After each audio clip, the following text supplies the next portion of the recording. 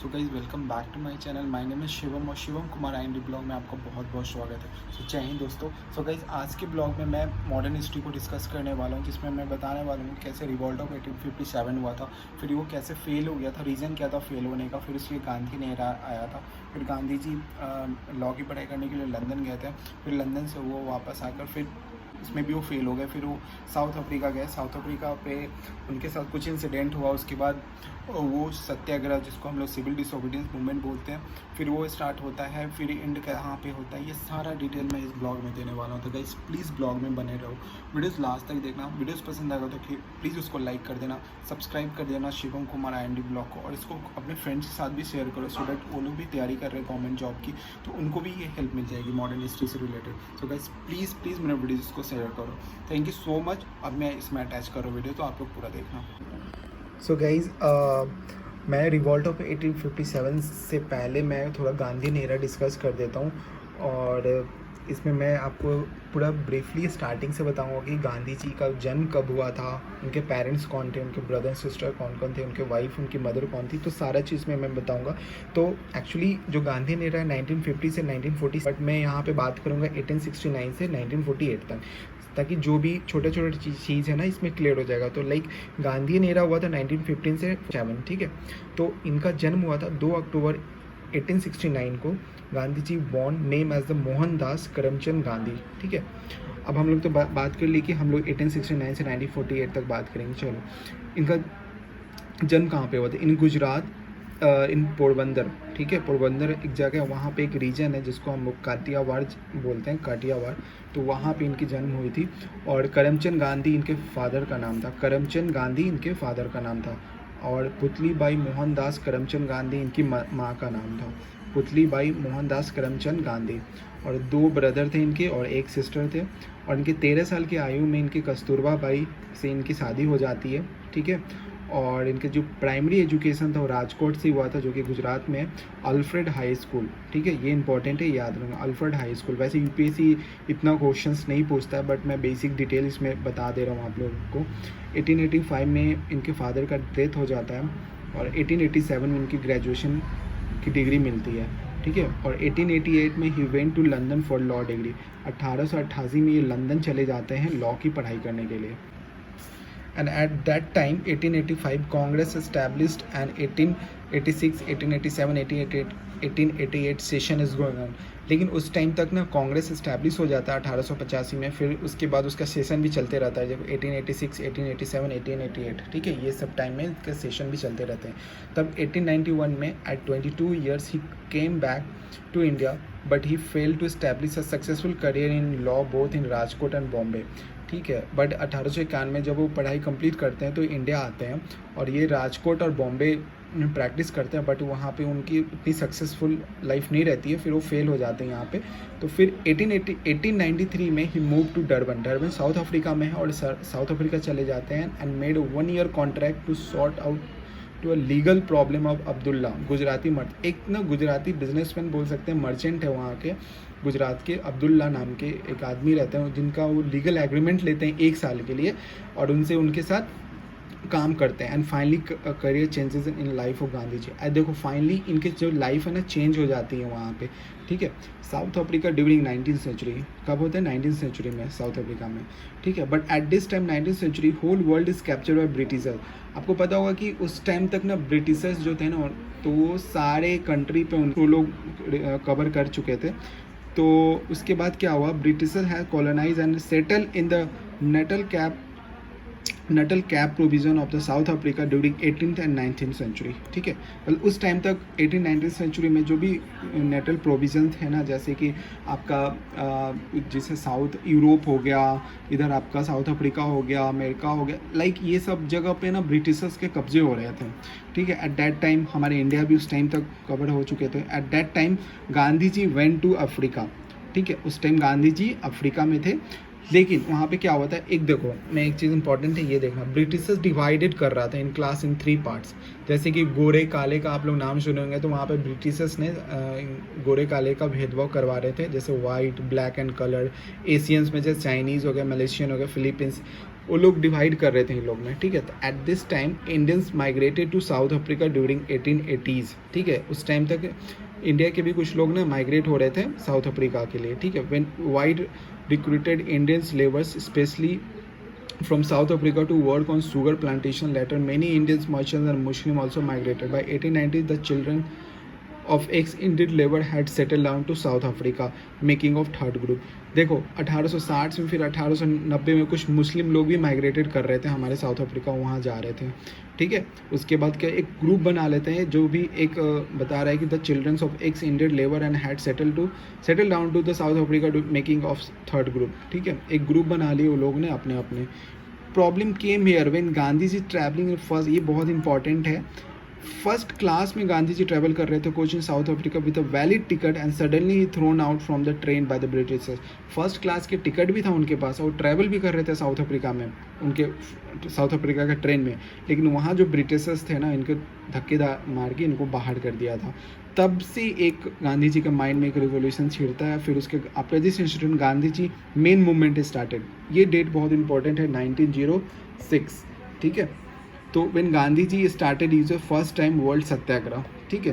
First time world सत्याग्रह का use किए थे गांधी जी। उसके बाद जिसको हम लोग सिविल डिसोबीडियंस मूवमेंट भी बोलते हैं, 1906 बाय गांधी जी, ठीक है। पैसिव रेसिडेंस 1906 बाय गांधी जी, ठीक है। इसको पैसिव रेसिडेंट भी बोलते हैं 1906 बाय गांधी जी, ठीक है।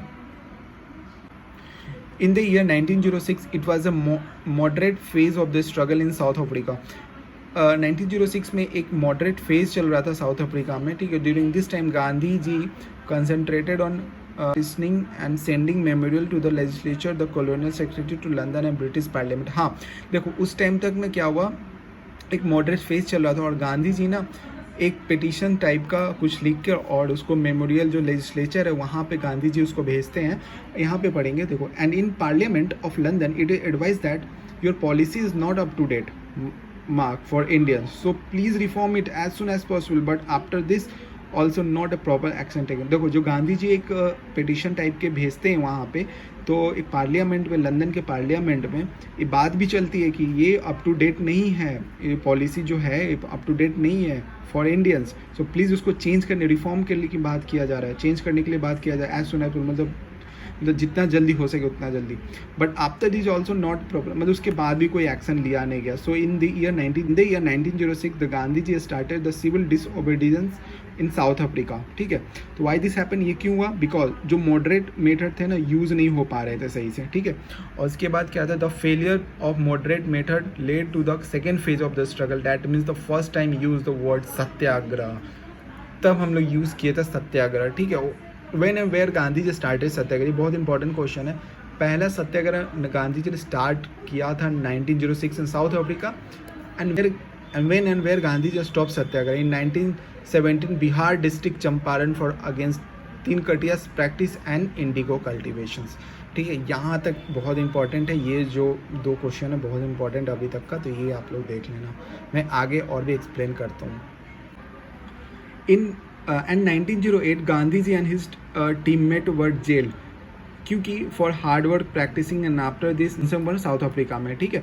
तो टोल्स्टॉय फॉर्म करते हैं गांधी जी 1910 में। एक्चुअली 1908 में ना गांधी जी को, उन्होंने टीममेट को जेल भेज दिया जाता है क्योंकि वो बहुत ज़्यादा मेहनत करते रहते हैं सिविल डिसोबीडियंस मूवमेंट के लिए, और बहुत मतलब प्रैक्टिस करते रहते हैं कुछ इंडिया की रिकवरिंग के लिए, ठीक है। And from here Gandhi ji believed himself that when he was in South Africa started movement it to become successful, then why not I started this India to becoming successful। ये बहुत important है। जब गांधी जी वहाँ पे सत्याग्रह start करते हैं civil disobedience movement, तो उनको वहाँ पे सक्सेसफुल नज़र आता है, मतलब वो सक्सेस की ओर जा रहा था। तो वो सोचते हैं कि क्यों ना हम इंडिया में ये चीज़ को स्टार्ट करें जाकर, तो ये भी बहुत काम आ जाएगा। चलो अब नेक्स्ट पेज में हम लोग पढ़ते हैं, इसके आगे पढ़ते हैं। And always Gandhi ji talk about the non violence, मतलब अहिंसा की बात करते हैं गांधी जी, क्योंकि उनको ना मार पीट लड़ाई खून खराबा पसंद नहीं था, वो चाहते शांति से देश का जो भी प्रॉब्लम हो हल हो जाए, ठीक है। इन 1922 when Chauri Chaura incident happen, then at that time non cooperation movement turn back because at that time huge amount of people gather and fire the police station. ठीक है। एक्चुअली उस टाइम क्या 1922 में एक चौरी चौरा इंसिडेंट होता है, ठीक है। उस time non cooperation movement turn ले लेता है, और because at that time huge amount of people gather and fire the police बहुत सारे एक आदमी इंडियंस जो आदमी रहते हैं वो जुट जाते हैं और पुलिस स्टेशन में आग लगा देते हैं। तो जो इंसिडेंट था उसका नाम दिया था चौरी चौरा इंसिडेंट, ठीक है, 1922 में, जिसके वजह से जो non cooperation movement to turn back हो जाता है। This is the movement where Gandhi ji and Bhagat Singh ideology differ. यहाँ पर ही गांधी जी और भगत सिंह का आइडियोलॉजी जो है डिफर करता है। Both have different source of ideology, दोनों के अलग अलग विचारधारा थे, ठीक है। 1911 में क्या हुआ था, one nation people, Mahatma Gandhi ji political leader, Gopal Krishna Gokhale, बहुत इंपॉर्टेंट है। महात्मा गांधी जी के ने एक पॉलिटिकल लीडर थे, पॉलिटिलिस्ट बोल सकते हैं या फिर उनके एडवाइजर बोल सकते हैं, गोपाल कृष्ण गोखले जी थे। वो साउथ अफ्रीका जाते हैं as a state guest on the occasion of the coronation of king George V, ठीक है। Gopal Krishna Gokhale and Gandhi ji met at Durban and establish a good relationship. उन दोनों के बीच में बहुत अच्छा रिलेशनशिप होता है। फिर 1907 में एक सूरत स्प्लिट केम होता है, सूरत रॉयल होता है। फिर 1907 ऑल्सो कांग्रेस विभाजन एंड इट 2 पार्ट्स, कांग्रेस विभाजन भी 2 पार्ट में हो जाता है, जिसको हम लोग बोलते हैं एक एक्सट्रीमिस्ट, एक मॉडरेट। एक्सट्रीमिस्ट जो लोग जो मार धार काट पे बिलीव करते हैं, मॉडरेट जो कि आम मतलब सोचते हैं कि आराम से ही जो भी काम हो जाए आराम से ही हल हो जाए, ठीक है। तो इसके जो लीड कर रहे थे लाला लाजपत राय, बाल गंगाधर तिलक एंड बिपिन चंद्र पाल, ठीक है। ये 3 लोग थे जो एक्सट्रीमिस्ट लीडर थे और इसको लीड कर रहे थे। मॉडरेट थे जो कि गोपाल कृष्ण गोखले जी इसको लीड कर रहे थे 1907 में।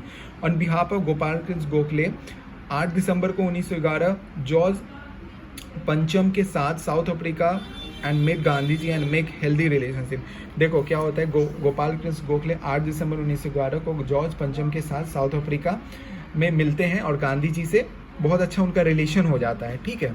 And just after this, after 4 year 1950 9 जनवरी with Gopal Krishna Gokhale came to India, ठीक है। जस्ट 4 साल के बाद 1915 में 9 जनवरी को गोपाल कृष्ण गोखले इंडिया आते हैं। New face came by Gandhi ji and that how to implement non violence and conclude policy, ठीक है। उसके बाद होता है एक, जब 4 साल के बाद 9 जनवरी को 1915 को लोग इंडिया आते हैं, तो एक नया चीज़ देखा जाता है, एक नॉन वायलेंस की ओर इंडिया जाते हैं, और जो गांधी जी का उनका जो एरा था उसको लोग डिस्कस करते हैं, ठीक है। और जो अभी मैं यहाँ तक डिस्कस करूँगा, ठीक है, अभी ये बस फर्स्ट पार्ट हुआ था, इसके आगे मैं यहाँ पे डिस्कस करूँगा। तो एक बहुत इंपॉर्टेंट क्वेश्चन है कि गांधी जी साउथ अफ्रीका कितने साल तक रहे थे। तो 1893 में वो गए थे वहाँ पे, 1950 में वापस आ गए थे।